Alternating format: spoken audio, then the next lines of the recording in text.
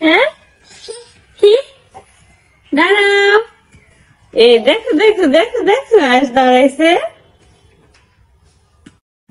আয়াস দাঁড়াও, আয়াস তুমি বল খেলতে পারো এখন।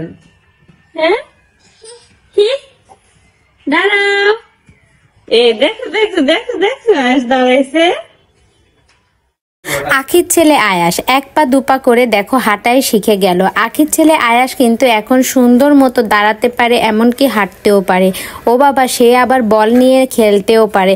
তো আখির ছেলে আয়াসকে এই বল কিন্তু আহাদ পাঠিয়েছে আখির ছেলে আয়াসের জন্মদিনে। আর আহাদের কিন্তু 2 মেয়ে 1 ছেলে, তোমরা সবাই জেনে থাকবে। তো আয়াস কিন্তু তার ছেলের প্রতি একটু বেশি ভালোবাসা, মেয়ের প্রতিও আছে, কিন্তু ছেলে তো তাই ছোট, আরও সে তো বেশি ভালোবাসে। তো বল কিনে পাঠিয়েছে। আর যেহেতু আয়াসের জন্মদিন কিন্তু চলেই আসছে, আয়াসের জন্মদিন কিন্তু 15ই ডিসেম্বর। কিছুদিন আগেও কিন্তু অনেকগুলো খেলনা পাঠিয়েছিল, আবার এই দেখো বল সহ আরও অন্যান্য কিছুও পাঠিয়েছে আয়াসের জন্য। আয়াস যেমন তার মেয়েদের ভালোবাসে, তেমনি কিন্তু ছেলেকেও ভালোবাসে। তবে 2 মেয়ে একটু বড়, ছেলে তো ছোট, এই জন্য ছেলেকে একটু বেশিই ভালোবাসে।